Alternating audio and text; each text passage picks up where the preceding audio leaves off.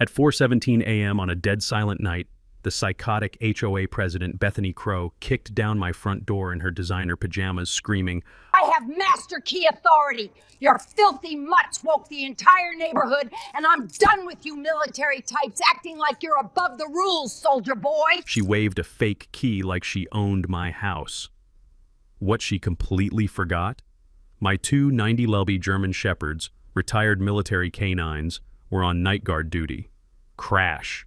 Both dogs exploded toward her in full protection mode. She shrieked, stumbled backward, and dropped her master key in terror. This entitled Karen had harassed me for months over nothing, while her own landscaping crew blasts leaf blowers at 6 a.m. every Sunday. But here's the best part.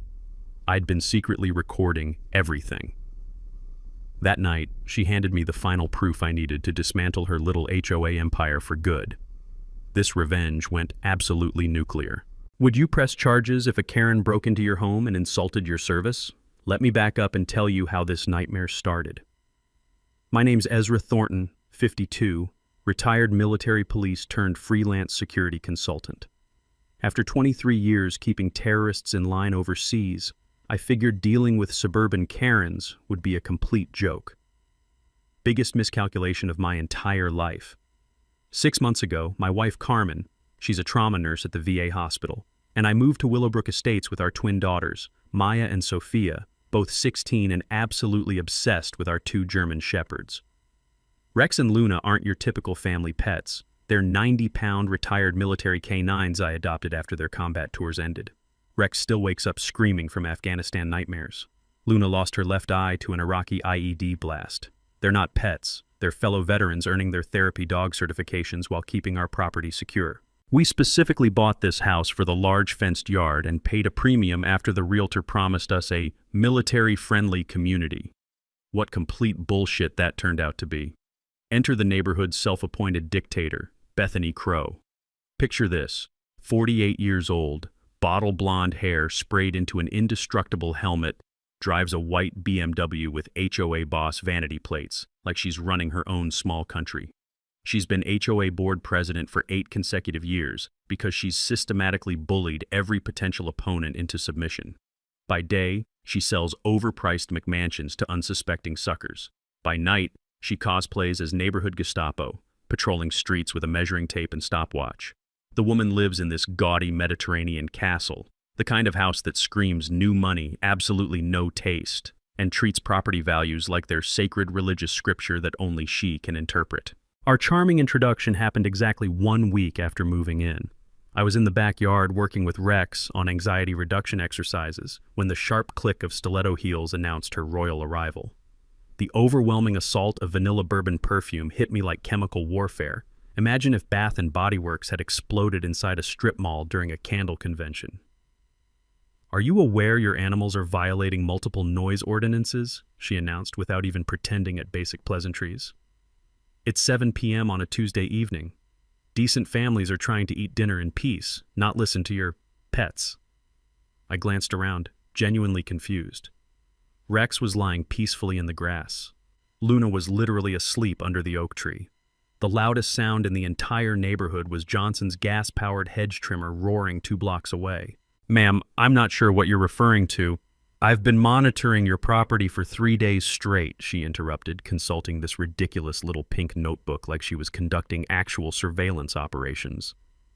"Excessive barking, unauthorized structures, and frankly, this whole military aesthetic is seriously bringing down our neighborhood's tone." There it was, not even attempting subtlety anymore. "These are certified service animals," I explained calmly, drawing on muscle memory from diffusing genuinely dangerous situations overseas. "I have all the proper documentation if you'd like." "Documentation?" She actually laughed, this nasty tinkling sound like expensive crystal shattering on concrete. "Oh honey, I've been protecting our community's investment value since before you learned how to march in proper formation. Your little emotional support theater might work in government housing projects, but we maintain actual standards here." The violation notice she thrust into my hand felt like someone had photocopied it on a cocktail napkin. Cheap paper, smudged ink, obviously homemade on her personal printer. $200 for unauthorized pet structures. specifically targeting the professional therapy equipment Rex and Luna needed for their PTSD recovery work. You have 30 days to remove all unauthorized modifications and relocate any oversized animals, she declared, already clicking back toward her spotless BMW. Appeals require a $50 processing fee plus 30-day waiting period. Might I suggest researching local rental properties? They tend to be more flexible about temporary residents. That condescending smile as she drove away, like she'd just explained basic arithmetic to a particularly slow toddler. Here's what this suburban tyrant didn't realize. She'd just declared war on someone who'd spent 2 decades studying enemy psychology, building airtight legal cases, and executing precision takedowns of actual threats. The beautiful part? She was about to hand me all the rope I needed. The next morning, Carmen found me in the kitchen at 5 a.m., surrounded by legal documents and a pot of coffee strong enough to wake the Taliban. The bitter smell of dark roast mixed with her stress-baking banana bread. Whenever my wife starts turning flour into emotional therapy at dawn, I know we're in deep shit. Please tell me you're not planning to go full John Wick over some HOA psycho, she said, grabbing her scrubs for another 12-hour shift, saving actual heroes at the VA. Just doing homework, babe. Sun Tzu said know your enemy, though I'm pretty sure he never dealt with suburban Karens. What kept me awake all night? Bethany's violation notices were complete amateur hour. No case numbers, no official letterhead, formatting that screamed Microsoft Word 2003. This woman was literally cosplaying as authority with a dying printer and delusions of absolute power. Her first real escalation hit exactly 72 hours later like a tactical missile aimed at our family. Carmen burst through our front door, face redder than a fire engine after a 5-alarm blaze. That psychotic bitch filed noise complaints with the city. 3 separate departments. Animal control, noise violations, even tried to get Child Protective Services involved because our dangerous animals are apparently traumatizing neighborhood kids. She slammed official papers onto our kitchen table with enough force to rattle the salt shaker. Reading Bethany's sworn statements made my vision tunnel with pure rage. Continuous aggressive barking from 10 p.m. to 6 a.m., multiple families sleep-deprived and afraid, children too scared to play outside. Owners refuse cooperation despite repeated community warnings. Complete fiction worthy of a goddamn Pulitzer Prize in creative writing. But the real gut punch? She'd convinced Mrs. Patterson, the Hendersons, and 3 other families, people who'd literally never spoken to us, to co-sign these manufactured lies. Maya came home that afternoon in tears because kids at school were saying we were the scary military family with attack dogs. That's when this got personal. Nobody fucks with my daughters. While pulling security footage to document our defense, I struck absolute gold. My cameras had recorded Bethany's entire door-to-door propaganda campaign, and the audio was crystal clear. Apparently, lying bitches don't check for surveillance equipment. I'm just trying to protect our babies. Her voice came through the speakers as I watched her manipulate Mrs. Patterson like a master puppeteer. These military types suffer from PTSD, makes them unpredictable, sometimes violent. Those aren't family pets, they're trained killing machines. The husband has that 1,000-yard stare. I've seen the type. My coffee mug cracked in my grip. 23 years defending freedom, and some suburban terrorist was painting me as a neighborhood threat to justify her personal vendetta against anyone who'd actually served their country. But the manipulation was even more sophisticated. She'd been conducting daily surveillance operations, positioning herself strategically at 6 a.m. and 6 p.m. with her iPhone, hoping to record any sound she could twist into evidence. The woman had turned neighbor harassment into a full-time military operation, except she was fighting on the wrong fucking side. Time for precision counter-strike warfare. My first move was installing a security system that would make Pentagon brass jealous.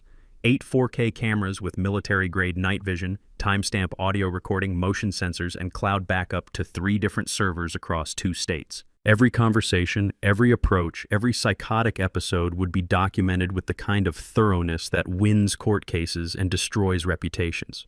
During my MP training, we learned that overwhelming documentation beats witness testimony every single time, especially when your witnesses are lying through their Botoxed faces. Next, I launched a full intelligence operation into Bethany's history. Public records revealed her systematic pattern. She'd successfully driven out 3 previous military families using identical tactics.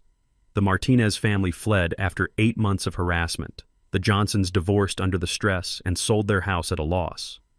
Our home's previous owners, a Navy veteran and his wife, lasted 6 months before escaping to a different state. This wasn't random Karen behavior.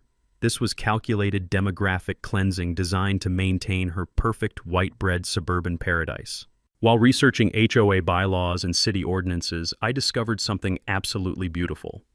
Bethany had been operating without legitimate legal authority for years. Real HOA enforcement requires properly voted bylaws, documented meeting minutes, and established appeals processes, none of which existed in Willowbrook Estates. The diesel fumes from my security equipment delivery truck mixed with the sweet smell of impending victory as I realized this woman had been running a complete fraud operation. But our neighborhood Napoleon wasn't finished. Her next escalation was pure psychological warfare. She organized an exclusive community safety meeting at her McMansion, carefully inviting every family except ours to discuss problem residents and investment protection. Yet Carmen's nursing colleague, who lived 2 streets over, texted her the real agenda. Parents were being told we represented an ongoing security threat, and that our military background made us potentially dangerous to community stability. Masterful isolation tactics eliminate community support before we could build defensive alliances. That evening, Carmen found me grinning at my laptop like I'd just discovered buried treasure. "What's got you looking so satisfied, honey?" "Just delivered Princess Bethany a cease and desist letter. Certified mail, legal letterhead, the full scorched earth treatment." Bethany's response to my cease and desist letter was swift, predictable, and absolutely fucking unhinged. 72 hours later, an emergency HOA board meeting notice appeared on every door except ours, scheduled for 2 p.m. Wednesday, when any normal person with a job couldn't attend. The agenda read like a declaration of war: motion to amend community pet guidelines, prohibiting animals over 40 pounds due to ongoing safety concerns.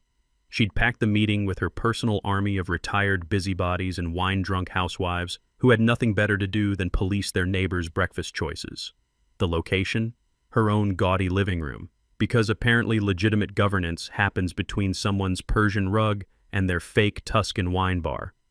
Carmen took a personal day to infiltrate enemy territory, armed with a notebook and the kind of controlled fury that makes trauma nurses absolute legends. She returned home looking like she'd witnessed a crime against humanity. "That psychotic bitch showed up with a PowerPoint presentation," Carmen announced, collapsing into our kitchen chair with the weight of pure exhaustion. "A goddamn 30-slide PowerPoint titled Restoring Community Safety Standards. She had graphs, Ezra, pie charts about neighborhood threat assessments. The presentation included obviously doctored photos claiming to show property damage caused by our dogs, scratches on fence posts that could have been made by anything with claws, including Bethany's own manicured talons, mysterious holes in common area grass that looked suspiciously like sprinkler system repairs, even a blurry photo of what she claimed was Rex exhibiting aggressive posture near the mailboxes, which was actually him taking a shit behind a bush. But here's where our suburban dictator made her beautiful, fatal mistake. While Carmen was documenting violations of meeting procedure, no proper notice, no quorum verification, no recorded minutes, she spotted something gorgeous in Bethany's financial presentation. The numbers were complete bullshit. Community maintenance funds showing expenditures for administrative consulting and emergency landscaping repairs that seemed inflated beyond belief. Vendor names like Willowbrook Enhancement Solutions and Community Safety Specialists, companies that sounded suspiciously like something you'd create on a napkin during Wine Wednesday. Carmen's background includes forensic accounting for medical insurance fraud, so she recognizes financial fuckery from across a crowded room. While Bethany was ranting about irresponsible pet owners destroying property values, Carmen discreetly photographed every financial document with her phone like she was conducting covert intelligence gathering. That evening, we spread the evidence across our dining room table like military strategists planning D-Day. The rich aroma of Carmen's stress-induced espresso filled the house as we analyzed every suspicious line item. What we discovered was absolutely spectacular. Bethany had been embezzling HOA funds for years. Emergency repairs paid to shell companies that existed only in her imagination. Professional consultation fees for services never performed. Community beautification projects with zero visible improvements and receipts that looked like they'd been generated in Microsoft Paint. The woman had been running her personal bank account disguised as community management. During my MP training, we learned that financial crimes always leave paper trails, and Bethany had been painting a masterpiece of fraud for anyone smart enough to look. My counterattack was precision-engineered devastation. I filed a formal complaint with the state HOA Oversight Board, complete with financial documentation and a timeline of systematic harassment. The complaint process required Bethany to produce official meeting minutes, board certification documents, and audited financial records for the past 3 years. Paperwork I was betting she couldn't manufacture fast enough. Meanwhile, I mobilized other victims of her reign of terror. Previous homeowners had left forwarding addresses, and a few strategic phone calls revealed they'd be thrilled to join a class action complaint. Military families don't abandon fellow veterans when some civilian asshole declares war on all of us. I also started documenting Bethany's own violation patterns with my upgraded surveillance system.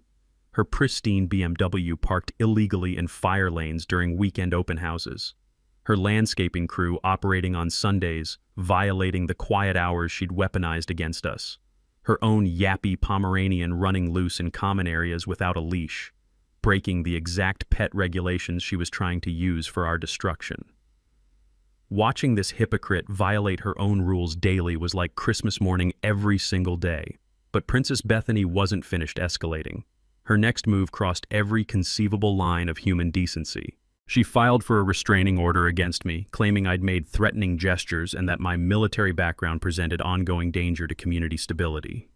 The court filing detailed completely fabricated incidents, me conducting surveillance of her property, my dogs displaying aggressive behavior toward children, and my hostile military demeanor during our interactions. When the sheriff served papers at our front door, Carmen called me at work, voice tight with worry. "She's trying to get you legally banned from our own neighborhood, Ezra." I was actually laughing as I read the ridiculous allegations. "Honey, she just gave me the most beautiful present imaginable. How is this a gift?" Because now she has to prove every lie under oath in front of a real judge with actual evidence. And I had 6 cameras worth of footage documenting every second of our interactions. Game, set, match. The restraining order hearing was scheduled for Wednesday at 2 p.m., and Bethany had absolutely no clue she was walking into the most spectacular legal massacre of her pathetic existence. But first, this suburban terrorist decided to escalate her psychological warfare to levels that would make actual war criminals impressed.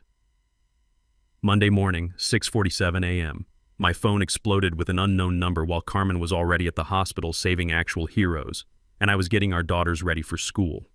Some panicked woman claiming to be a concerned neighbor breathlessly reported that my trained attack dogs had lunged aggressively at innocent children waiting for the school bus.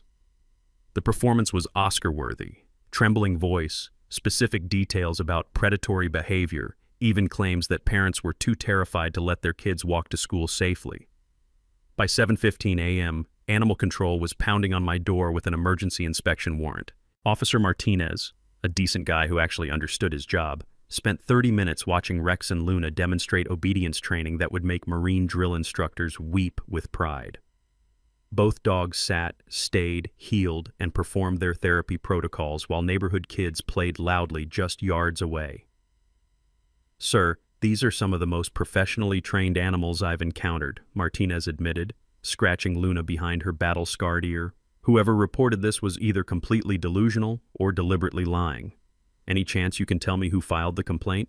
"Officially? No. Unofficially? The caller used very specific military terminology and mentioned your combat background multiple times. Real interesting vocabulary for a random concerned soccer mom."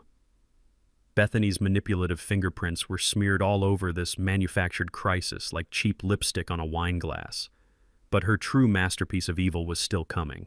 Tuesday afternoon, Maya burst through our front door sobbing with the kind of heartbroken fury that makes fathers contemplate homicide. Her face was flushed with humiliation as she collapsed into Carmen's arms. "Dad, they're saying horrible things about our family at school. Kids are asking if you're going to have an episode and hurt people. Someone started a rumor that we have guard dogs because you're dangerous and unstable." The taste of pure rage filled my mouth like battery acid. My 16-year-old daughter was being psychologically tortured at school because some suburban psychopath was conducting a propaganda campaign against our family's military service. Maya described former friends suddenly afraid to visit, teachers giving her concerned looks, parents whispering about the unstable veteran family during school pickup. This transcended neighborhood harassment.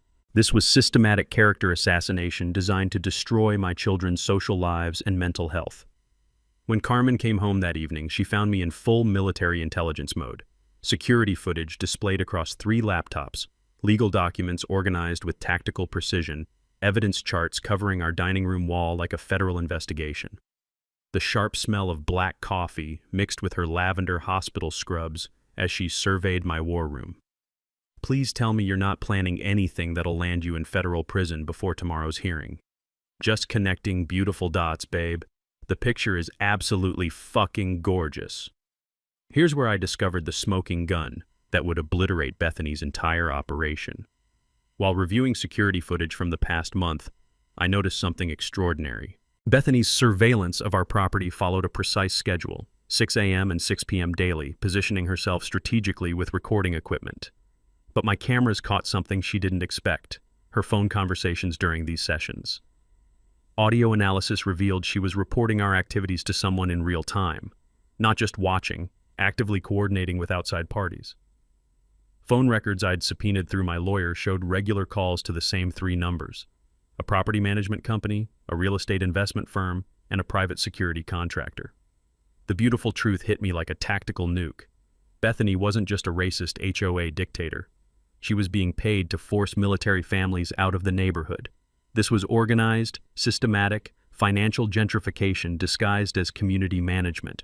Someone was paying her to manufacture crises that would drive down property values, force sales, and allow coordinated buyouts at below-market prices. My investigation into previous military families revealed identical patterns: manufactured violations, escalating harassment, forced sales within 6 to 8 months, immediate resales to the same investment group at significant markup. During my MP career, I'd seen this exact operation in overseas housing markets: create instability, force evacuations, profit from distressed sales. Bethany had imported military zone real estate manipulation into suburban America. Wednesday morning, I arrived at courthouse armed with evidence that would make federal prosecutors orgasm in their Brooks Brothers suits. 6 cameras of footage, financial records showing coordinated property acquisition, testimony from multiple military families, and phone records proving conspiracy. Marcus Webb, my lawyer and fellow combat veteran, had spent the previous evening reviewing our evidence with the kind of predatory glee usually reserved for sharks smelling blood. Ezra, this isn't just harassment. This is federal housing discrimination, conspiracy, and organized real estate fraud. We're not just stopping her, we're destroying an entire criminal operation. Bethany strutted into court wearing designer confidence and clutching fabricated evidence, completely unaware that her little side business was about to become a federal case study. Time to show this mercenary bitch what happens when you wage war against American veterans for profit. The courthouse revelations were just the appetizer. The main course arrived Thursday evening when Marcus Webb called with intelligence that would obliterate everything we thought we knew about this war. Ezra, you better be sitting down. My paralegal spent 14 hours digging through public records, and what we found is absolutely thermonuclear.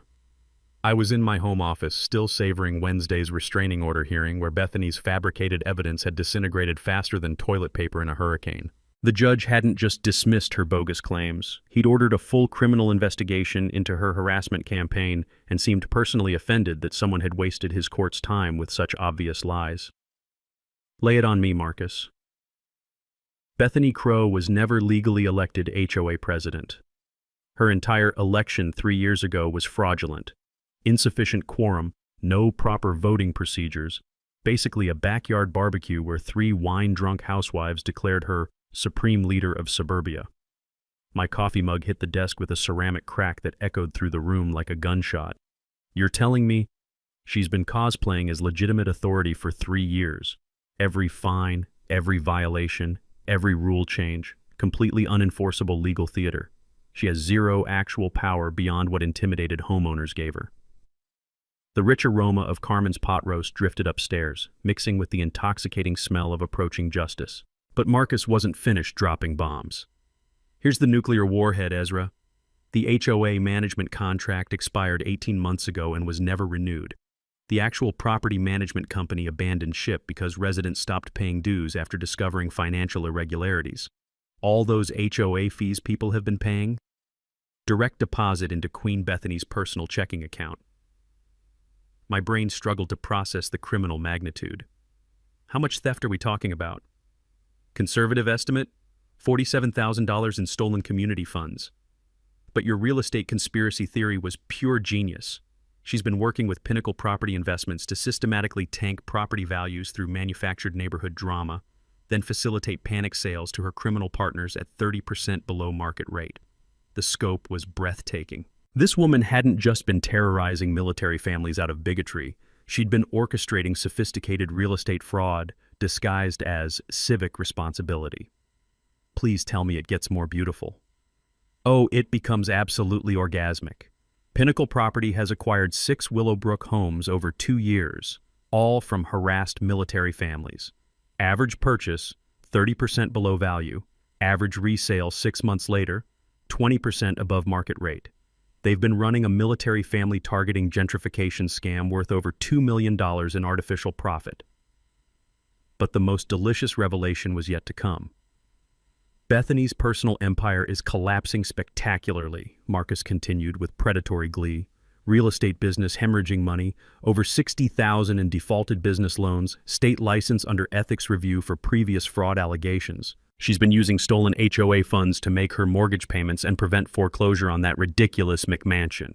The power dynamic had just inverted so completely that I felt lightheaded. For 6 months, we'd been fighting what seemed like legitimate community authority. In reality, we'd been terrorized by a desperate criminal whose entire life was built on theft, fraud, and conspiracy to commit housing discrimination.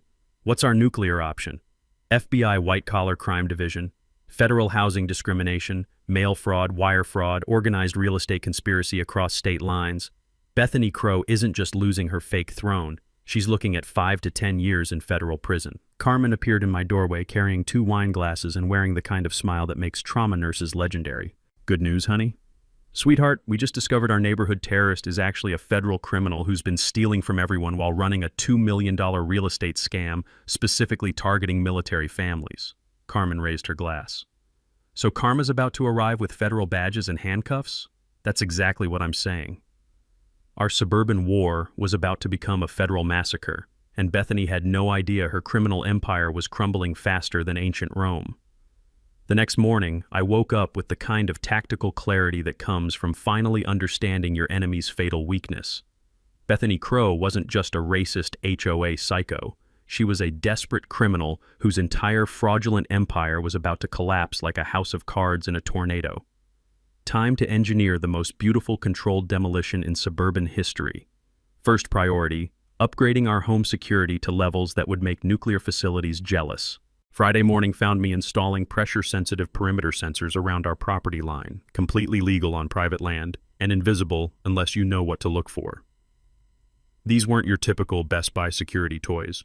They were military surplus motion detectors that could distinguish between a wandering raccoon, my dogs taking their evening patrol, and some psychotic HOA queen attempting midnight reconnaissance missions.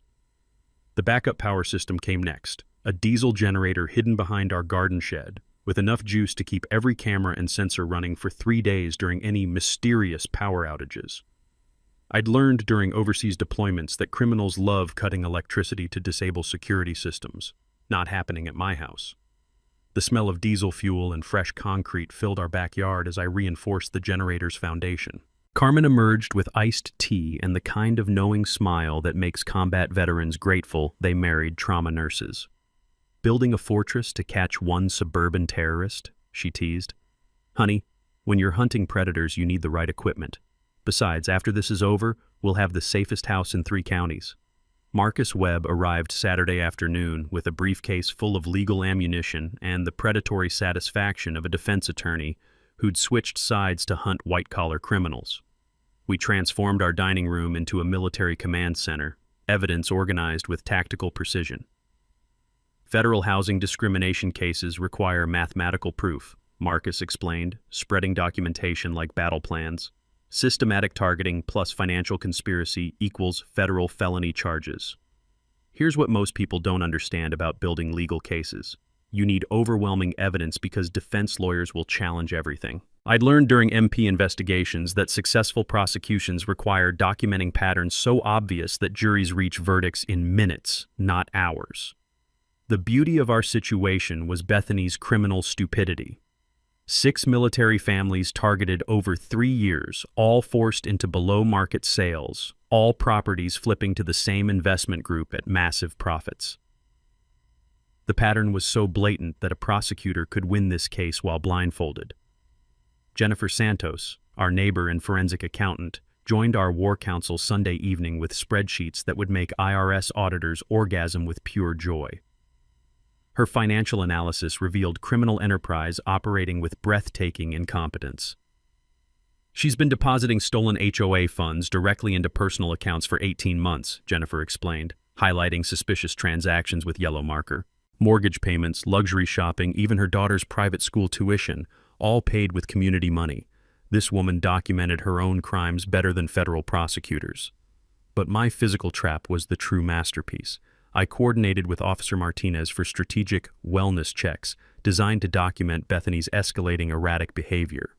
The plan was elegant: establish harassment patterns, demonstrate her increasing desperation, then wait for inevitable meltdown under legal pressure. I also rigged livestream capability for Tuesday evening's HOA meeting, which Bethany had scheduled to address ongoing security threats.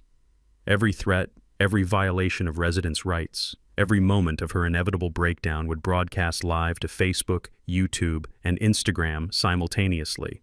Modern suburban warfare requires modern documentation. Carmen mobilized our neighborhood intelligence network with efficiency that would impress actual military commanders. Suburban moms, it turns out, are natural-born reconnaissance specialists when protecting their families. Within 48 hours, we had detailed surveillance reports on Bethany's daily routines, stress indicators, and increasingly desperate control attempts. She's driving past our house 8 times daily, Maya reported from her bedroom surveillance post. Always slowing down, photographing everything, like some demented real estate stalker. The technical preparation required one final component: independent professional documentation.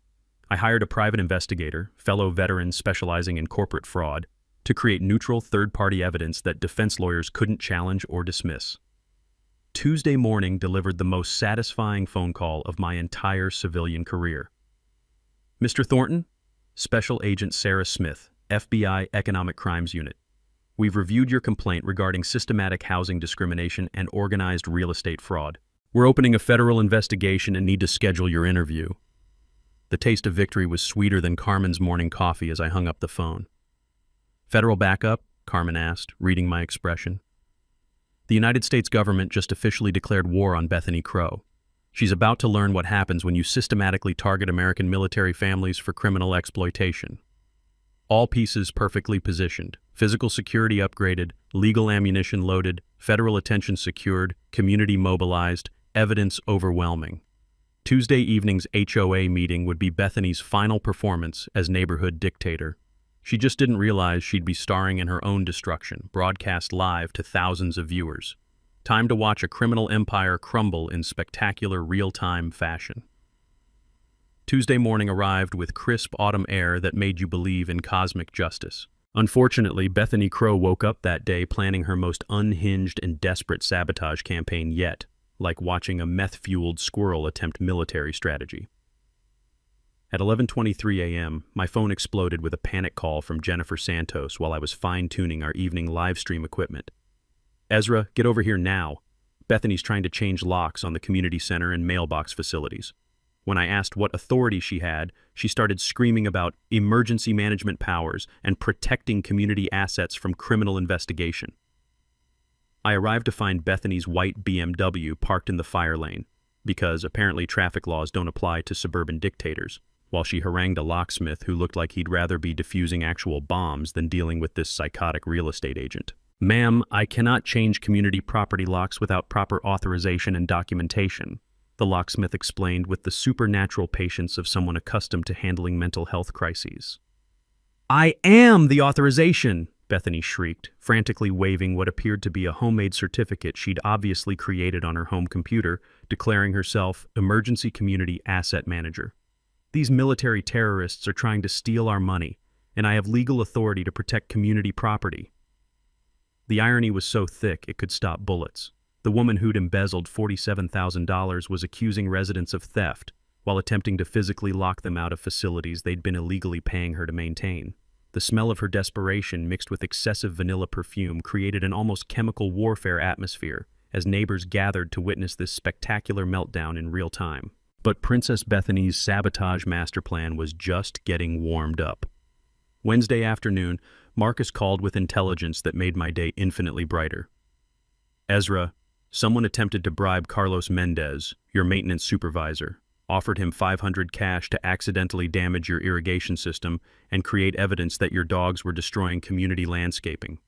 Let me take a wild guess. Blonde woman, white BMW, personality disorder? Carlos said she was extremely specific about wanting photographic evidence of property damage that could be blamed on your aggressive animals. When he refused, she threatened to have him fired from a job that doesn't actually report to her. The beautiful part? Carlos Mendez was a Navy veteran who'd immediately recognized Bethany's attempted recruitment as criminal conspiracy. He'd not only refused her bribery, but had contacted both Marcus and the FBI tip line within an hour. Military families protect each other, especially when some civilian criminal tries manipulating us into betraying fellow veterans. Thursday morning delivered Bethany's most spectacular psychological warfare attempt yet. Carmen called at 7:15 a.m., voice vibrating with controlled nuclear rage. That delusional psychopath is conducting a neighborhood propaganda campaign claiming you're under federal investigation for domestic terrorism. She's telling people the FBI contacted her as a concerned community leader about your suspicious military activities. The audacity was breathtaking. Bethany had convinced Mrs. Patterson, the Hendersons, and 2 other families that my security upgrades were evidence of dangerous paranoid behavior and that federal agents were monitoring our property for terrorist activities. She'd weaponized my preparation for her criminal prosecution into alleged proof of my guilt. But here's where I discovered her most beautiful mistake. While investigating her rumor campaign through neighborhood sources, I learned that Bethany had been making her own calls to the FBI, desperately trying to file counter-reports claiming I was stockpiling weapons and exhibiting threatening behavior toward legitimate community officials. Special Agent Smith called Thursday afternoon with news that made my entire week. Mr. Thornton, we've received 6 separate calls from Ms. Crow attempting to redirect our investigation toward you. She's claiming you're dangerous while simultaneously confirming that she's aware of our federal investigation into her activities. How does that impact our case? She's documenting consciousness of guilt while attempting to obstruct a federal investigation. We call that additional felony charges with enhanced sentencing guidelines. My silent preparation during this escalating chaos was surgical and devastating. Every bribery attempt, every false federal report, every moment of her psychological breakdown was being documented through multiple independent sources. Carlos had agreed to wear recording equipment during future contact. Jennifer was tracking financial irregularities in real time. Maya and Sophia were maintaining surveillance logs of her increasingly frequent drive-bys past our house. The most satisfying element? Bethany's criminal behavior was accelerating under federal pressure, generating more prosecutable evidence faster than we could organize it. Friday evening, I conducted final systems checks on our live stream equipment while Carmen prepared what we'd started calling the Bethany Destruction Celebration. The community center's Wi-Fi couldn't handle professional broadcasting, so I'd arranged portable internet with enough bandwidth to simultaneously stream high-definition coverage to Facebook, YouTube, Instagram, and TikTok. This seems like massive overkill for one suburban terrorist, Carmen observed, watching me adjust multiple camera angles. This isn't just about stopping Bethany anymore. We're documenting systematic harassment tactics so other military families can recognize and defeat similar criminal operations. Saturday brought the final beautiful preparation. Officer Martinez called to report that Bethany had been stopped 3 times in 1 week for erratic driving behavior near our property. Her conduct suggests someone experiencing complete psychological breakdown under extreme legal pressure, he explained professionally. Tuesday evening would be her final performance as neighborhood fake dictator. Sunday morning, I woke up to the sound of sirens and discovered that Bethany Crow had completely lost whatever remained of her sanity during the night. Officer Martinez was standing in my driveway at 6:47 a.m. with the expression that mixed professional duty with personal disgust. Behind him, Bethany sat handcuffed in the back of his patrol car, designer pajamas disheveled, mascara streaked down her face like a demented raccoon. Mr. Thornton, we arrested Ms. Crow attempting to break into your backyard shed at approximately 3:30 a.m. She claims she was conducting an emergency inspection for hidden weapons stockpiles and that she had federal authority to search your property. The irony was so perfect it felt scripted by cosmic justice. The woman who'd kicked down my door claiming fake authority had now been caught actually attempting burglary while claiming even more ridiculous fake authority. What was she looking for in my garden shed? According to her statement, she was trying to find evidence of illegal military equipment to present to federal investigators. She brought bolt cutters, a flashlight, and what appears to be a homemade search warrant printed on her personal letterhead. Carmen appeared beside me in her bathrobe, took one look at Bethany's pathetic form in the patrol car, and started laughing with the kind of dark humor that keeps trauma nurses sane. Let me guess. She tried to plant evidence and got caught? Officer Martinez nodded grimly. Actually, she was carrying a bag of items she claimed to have discovered on your property. Suspicious-looking mechanical parts, ammunition boxes, tactical equipment. Problem is, everything still had price tags from Army surplus stores, and the receipts were in her purse. Mini-twist revelation. During her arrest processing, police discovered that Bethany had been planning to file a false police report claiming to have discovered terrorist materials on our property. She'd spent over $800 purchasing military surplus items to plant as evidence, complete with a typed report describing how she'd courageously investigated suspicious activities and uncovered proof of domestic terrorism. The woman had literally tried to frame a decorated military veteran for terrorism using props from an Army surplus store. But her desperate measures escalated beyond mere evidence planting. Monday afternoon, Special Agent Smith called with news that made federal prosecutors literally applaud in their offices. Mr. Thornton, we've discovered that Ms. Crow attempted to bribe a city council member to vote against renewing your neighborhood's law enforcement patrol contract. She offered campaign contributions in exchange for reducing police presence during your Tuesday evening meeting. She tried to eliminate police protection for a community meeting?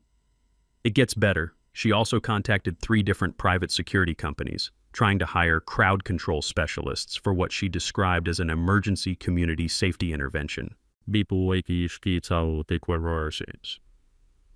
they asked for official authorization, she offered to pay cash up front for services that would, quote, neutralize dangerous residents threatening community stability. The scope of her conspiracy was expanding faster than a nuclear blast. Bethany wasn't just trying to frame us anymore. She was attempting to orchestrate some kind of private militia intervention at a neighborhood meeting. Meanwhile, my silent preparation reached levels of tactical precision that would make Special Operations Forces proud. I'd coordinated with Marcus to have 3 additional attorneys present at Tuesday's meeting as concerned residents. Jennifer had prepared financial documentation so comprehensive that accountants were calling it prosecutorial pornography. Carlos had agreed to provide testimony about bribery attempts, complete with recorded phone conversations. The live stream setup had evolved into a professional broadcasting operation. 6 cameras positioned strategically around the community center, professional lighting, multiple internet connections, and backup power systems that could maintain coverage during any mysterious technical difficulties. But the most beautiful preparation came from our expanded veteran network. Word had spread through military communities across 3 states about Bethany's systematic targeting of service families. Tuesday evening's meeting would have concerned residents, including 2 JAG lawyers, a military police investigator, and a Purple Heart recipient who specialized in veteran advocacy. Carmen spent Monday evening stress-baking enough cookies to feed a small army while monitoring social media buzz about our upcoming community meeting. Local news stations had picked up the story after FBI involvement became public knowledge.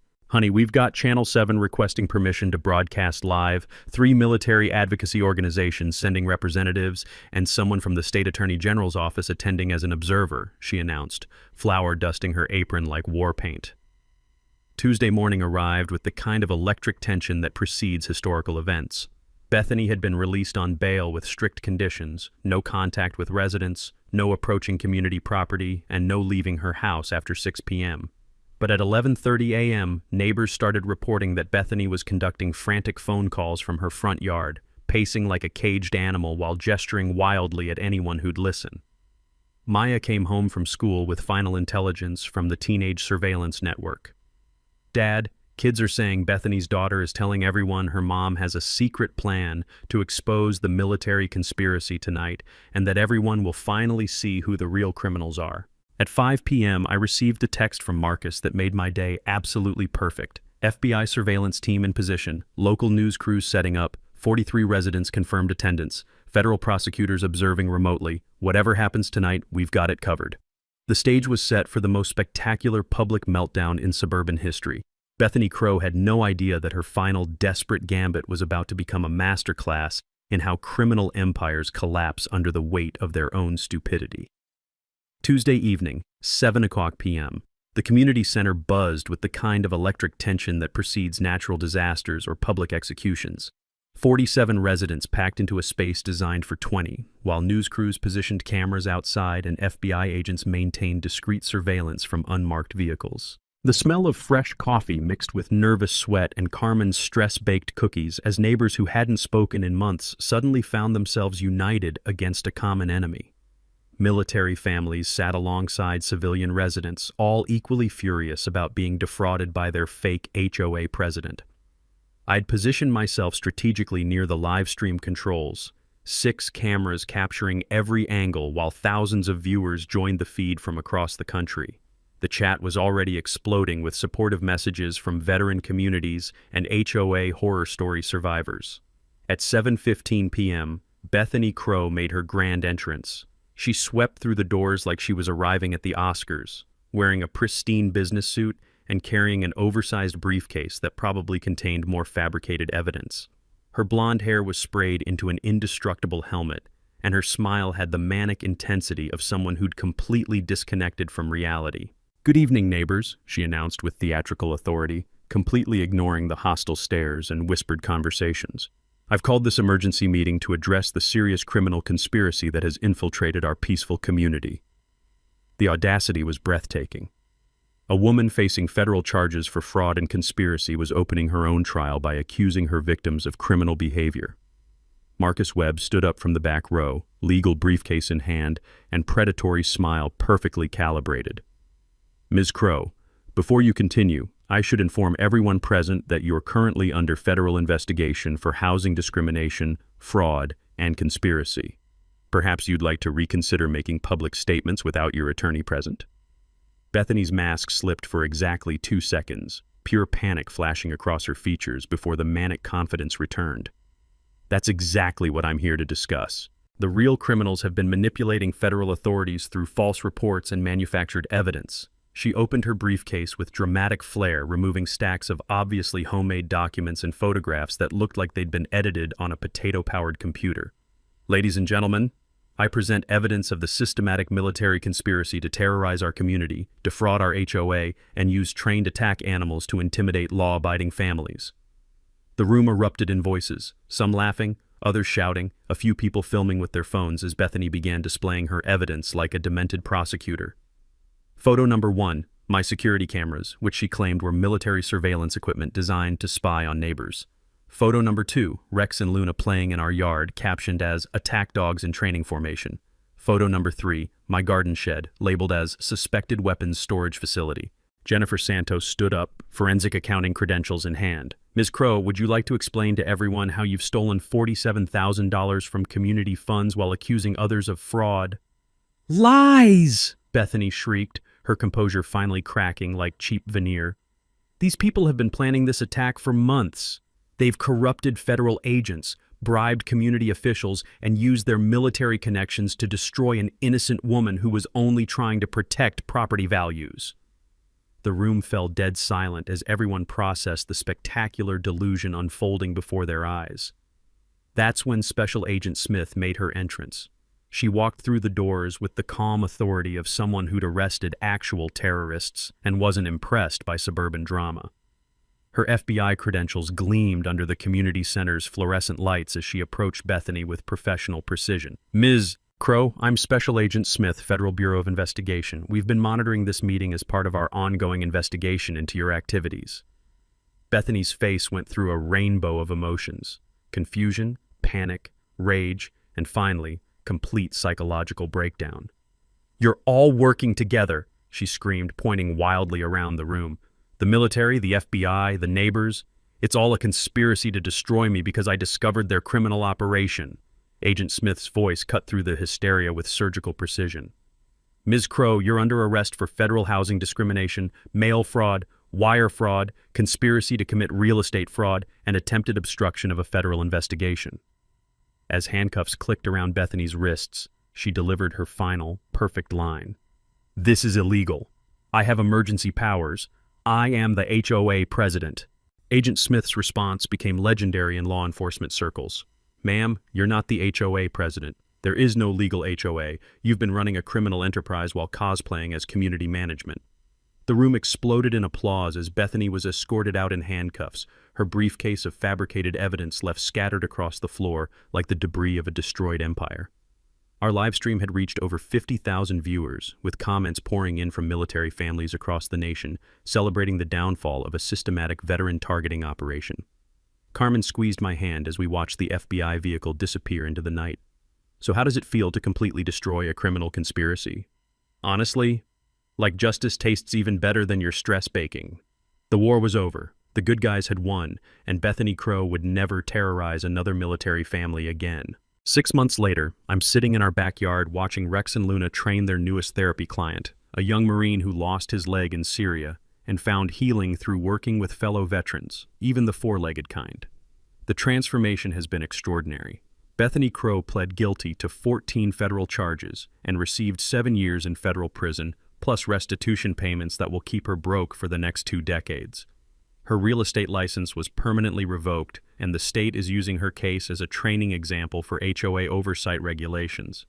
But the most satisfying justice came when her McMansion went into foreclosure and was purchased by the Willowbrook Veterans Foundation, a nonprofit we established using the recovered HOA funds plus community donations that poured in from across the country after our live stream went viral.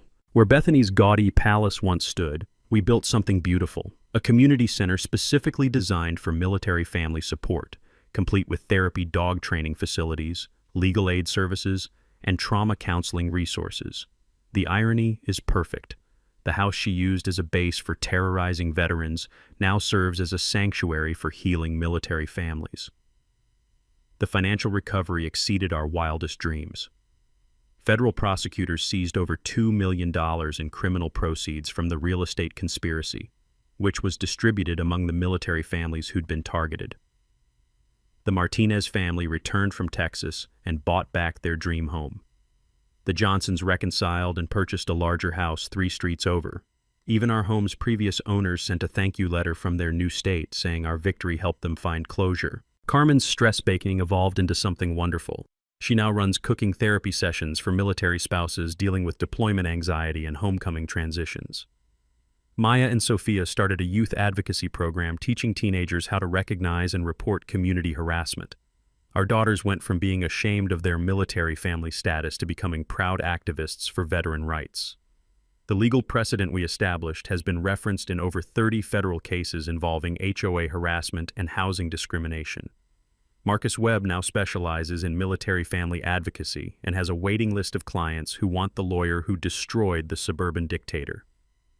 But the most meaningful change happened in our neighborhood itself. Willowbrook Estates established a legitimate, democratically elected HOA with transparent financial management and anti-discrimination policies written into the bylaws. Jennifer Santos serves as treasurer, Marcus provides pro bono legal oversight, and Carlos Mendez was promoted to community operations manager with veteran preference hiring for all maintenance positions.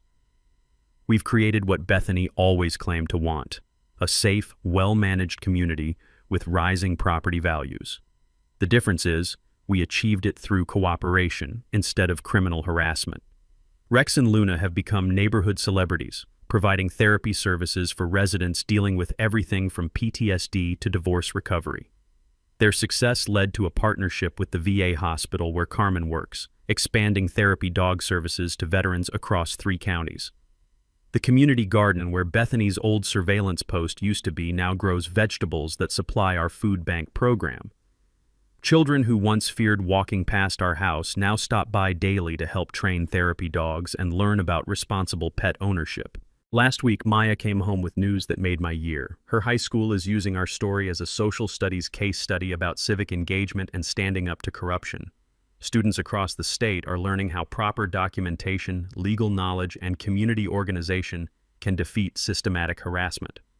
The Willowbrook Veterans Scholarship Fund, funded entirely by recovered stolen money and ongoing donations, has provided college assistance to 43 military children, with applications pouring in from families who heard our story and found hope for their own futures.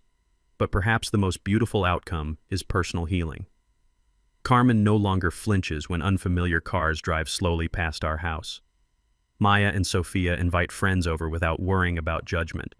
I sleep peacefully, knowing that my family is safe and that we've protected countless other military families from similar targeting. Every evening, I stand in our backyard listening to the sounds of genuine community, children playing, neighbors talking over fences, dogs barking happily in secure yards. The toxic tension that once poisoned our street has been replaced by the kind of authentic neighborly connection that builds strong communities. Thanks for hanging out with us on HOA Stories, where the HOA Karens meet their match. If this story had you cheering or cringing, go ahead and like the video, drop a comment with your reaction, and hit subscribe so you're ready for the next wild HOA tale.